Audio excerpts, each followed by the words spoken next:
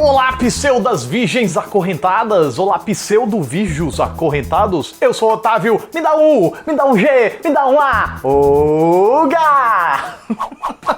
Eu não me aguento. Esse é o Super 8 e hoje é dia de uma produção de baixíssimo orçamento feito com a cara e a coragem, com um pé na gringa e outro no Brasil, porque foi produzido e escrito por um americano, mas dirigido por um brazuca. Vamos lá ver então qual é desse filme? Pois então, simbora! Acorrentaram pessoas de virgem, porque se fosse de outro signo seria crueldade com animais? Virgens acorrentadas são moças que não fazem sexo em rio com muita correnteza? A heroína desse filme é a Lei Maria da Penha? Tudo isso e muito mais, agora! Um pretenso cineasta e uma equipe de amadores tentam fazer um filme de terror exploitation, ou seja, pouca grana e muito gore. Mas uma série de pessoas pelvelsas tenta reescrever o roteiro com sangue.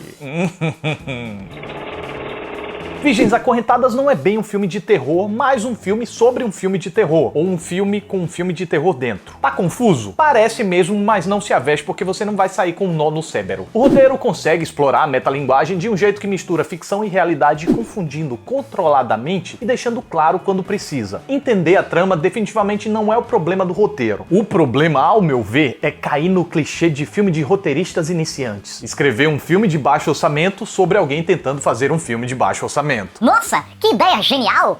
Então, essa ideia é bem mais comum do que se imagina. Eu me arriscaria a dizer que é a ideia mais comum quando se começa a estudar roteirização por aí. Não sei o que falar no filme, então vou fazer um filme sobre eu não sabendo o que falar no filme.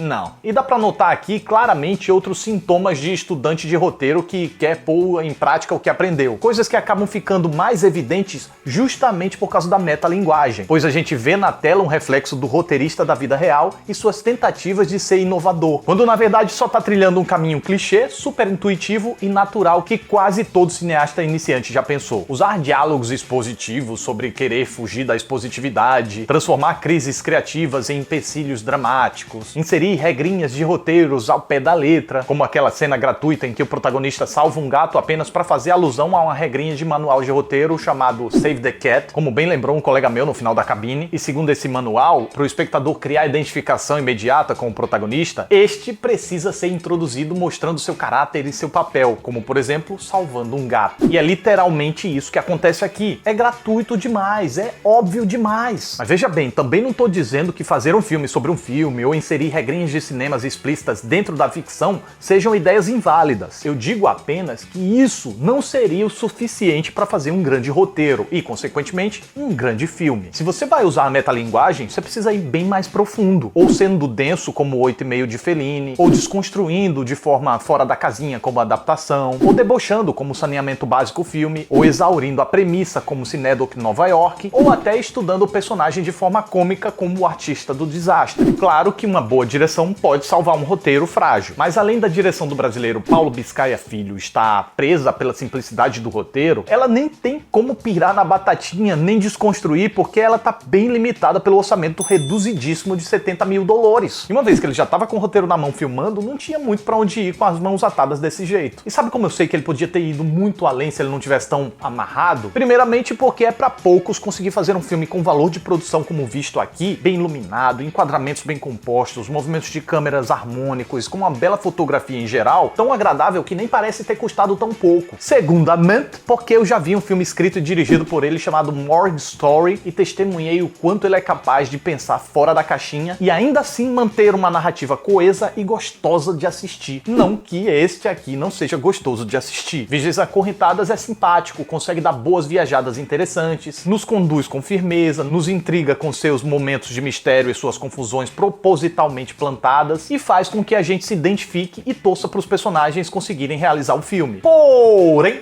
tá sempre esbarrando em fragilidades incrustadas no roteiro e assim não consegue brilhar livremente nos momentos de comédia, porque o humor das situações é meio quadradão. A gente vê a tentativa de fazer comédia, mas não vai, não funciona, não emplaca. Nos momentos de terror, porque é super mais do mesmo, nem nos momentos de drama, porque os problemas não parecem ser levados muito a sério ou ter consequências significantes. E assim, o filme breca sempre no quase. Vejam como, por exemplo, todo mundo topa facilmente participar do projeto, ou ainda como a pretensão do roteirista é muito pouco testada. Há vários diálogos que expõem seu conhecimento em roteirização, mas faltam provações, faltam provocações, falta sarcasmo, falta acidez, falta cinismo para perceber que aquele personagem nada tem de genial. Ele escreve um roteiro básico e o filme acha que ele tá escrevendo grandes coisas. O máximo que a trama consegue lhe dar é um bloqueio criativo, o que até parece um problema a princípio, mas assim como vem do nada, é também facilmente contornado e de repente eles já estão com o roteiro pronto para gravar. É interessante que os personagens falam sobre não querer adotar uma estrutura padrão de 3 atos, pois apesar de no final das contas Virgens Acorrentadas ter sim 3 atos, ele aparenta não ter. Parecem ser 2 blocos distintos. E enquanto o primeiro cai no clichê do filme sobre um filme que eu mencionei, o segundo bloco, ainda que não desvirtue isso completamente, acaba tomando a forma de um filme de terror genérico completamente lugar comum. E não perceber isso fragiliza demais a narrativa de Virgens Acorrentadas, porque é um desperdício tremendo tanto em caminhos que o roteiro podia seguir, quanto em piadas que ele poderia fazer. O elenco é irregular. As 2 meninas principais se destacam muito mais que todos, primeiro pela verdade com que enfrentam as situações, segundo por parecerem entender mais profundamente a proposta do filme. O protagonista é bacaninha e consegue dar legitimidade aos seus desejos de realizar aquele longa, o que cativa a nossa simpatia, mas ele tem uns maneirismos meio artificiais que podem incomodar alguns. No meu caso, aconteceu um pouco. Larry Jack Dodson é caricato, mas é cabível, pois corresponde exatamente ao que a proposta exigia. Agora sim, 2 me chamaram a atenção por apresentarem um trabalho muito fraquinho. O primeiro é o chapadão lá, Michael Morford, que consegue o feito de ser sem energia e caricato ao mesmo tempo. Mas o Theo Becker gringo lá, putz que pariu. Até me dói falar isso, mas ele só pode ter filmado depois de ter a alma sugada por um dementador, porque não é possível. Ele é duro, robótico, sem vida e a voz quase nem sai. E como o personagem dele ganha importância no segundo bloco, ele chega a dificultar que a gente embarque na tensão que o filme propõe. Virgens Acorrentadas é um projeto que sugere uma desconstrução no subgênero de terror exploitation de baixo orçamento, mas acaba sendo ingênuo ao cair justamente no clichê da desconstrução. Seu roteiro perde oportunidades mil de explorar a metalinguagem com mais sarcasmo, ao não perceber que o filme dentro do filme é um tremendo de um fiasco, e faz justamente o caminho contrário. Abraça essa obra interna com tanta força e carinho que acaba tomando a forma dela de mais do mesmo. Se consegue envolver o espectador em sua trama, é por ter uma direção competente que se sai muito bem ao usar seus personagens para exibir o suor, o esforço e a coragem que seus realizadores reais tiveram para dar vida a esse filme. E esta é a minha reação ao filme.